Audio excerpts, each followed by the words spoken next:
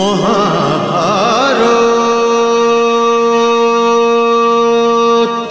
কাল কোন পরিবারের পালা ছিল? ব্রাহ্মণ পরিবারের। চলুন তাহলে আমরা ওদের সম্মান জানাই। চলো চলো চলো চলো চলো সবাই মিলে চলো চলো চলো চলো চলো সকলে মিলে চলো চলো। তুমি আমার যুদ্ধ করতে শেখাও, তাহলে আমি তোমার সাথে যুদ্ধ করব। আরে কিভাবে শেখাবো বাবা, ব্রাহ্মণ পুত্র তুমি। তুমিও তো ব্রাহ্মণ পুত্র। শেখাও নাহলে যুদ্ধ করো, শেখাও নাহলে মারবো।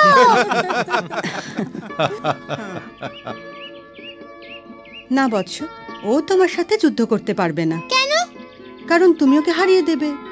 তুমি তো বকাসুরের থেকেও বেশি বলবান। হ্যাঁ পুত্র, তুমি তো মানুষ, তুমি সবচেয়ে বেশি বলবান। মানুষ তো ধরিত্রীর ওপর স্বয়ং নারায়ণের শক্তি প্রতিনিধি হয়ে থাকে, তবে শক্তিতে ওর চেয়ে বেশি আর কে হতে পারে? কিন্তু তুমি এই শক্তির অপব্যবহার করবে না। বকাসুরকে মেরে ওরা কোথায়? ওনাদের সাথে আমরা দেখা করতে চাই। আমরা সবাই দেখা করি ওদের সাথে, সকলের সাথে। অনেক উপকার করেছে ওনাদের কাছে, অনেক উপকার করেছে তো না ওনারা। মনে হচ্ছে ওই লোকজনেরা এদিকেই আসছে। বাবা বাবা, সবাই এদিকে আসছে। আচ্ছা, আমি গিয়ে দেখছি।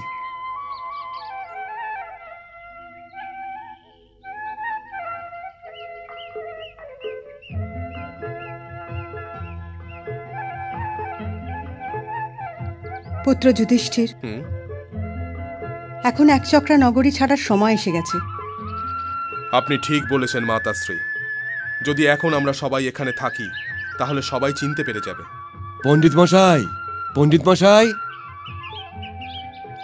প্রণাম পণ্ডিত মশাই। অভিনন্দন নিন পণ্ডিত মশাই। প্রথমে এই অভিনন্দনের কারণ তো বলুন যজমান।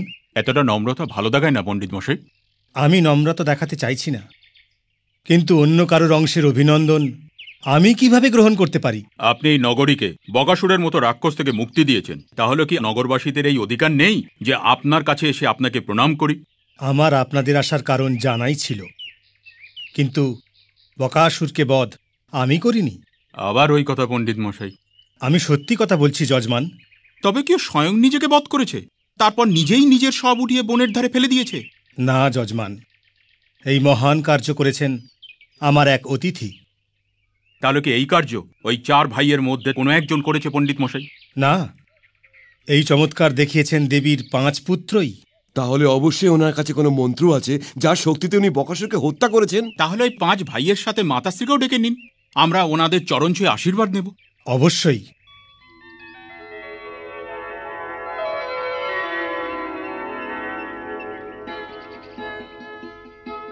ভাগ্যবতী আসছি। ভাগ্যবতী, বলুন। ওই দেবী আর ওনার 5 জন পুত্রকে তো ডাকো। পুরো একচক্রা নগরী ওনাদের অভিনন্দন জানাতে এসেছে। ওরা তো চলে গেছেন। চলে গিয়েছেন? কোথায়? অনেক জিজ্ঞেসের পরেও বললেন না। তারপর যখন আরো জিজ্ঞেস করলাম তখন বললেন বকাসুর বধ আমাদের জীবনের উদ্দেশ্য নয়।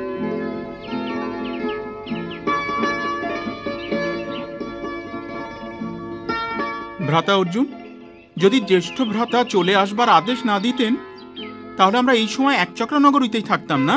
হ্যাঁ, থাকতাম তো। কিন্তু তুমি কেন এটা জিজ্ঞেস করছো?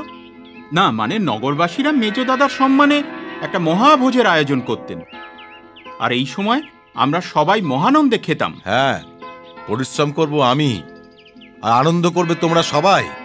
মাতাশ্রী তোকে ভীষণ মাথায় তুলে রেখেছেন।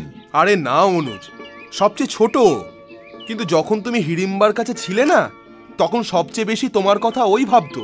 বলতে থাকতো যে মেজ ভ্রাতার না থাকায় ভোজনের স্বাদই পাওয়া যায় না। আমার ভোজন তো হজমই হতো না মেজ ভ্রাতা। হ্যাঁ, আমি কি হজমের গুলি নাকি যে আমি আসা মাত্রই তোর ভোজন হজম হতে শুরু হয়ে গেল?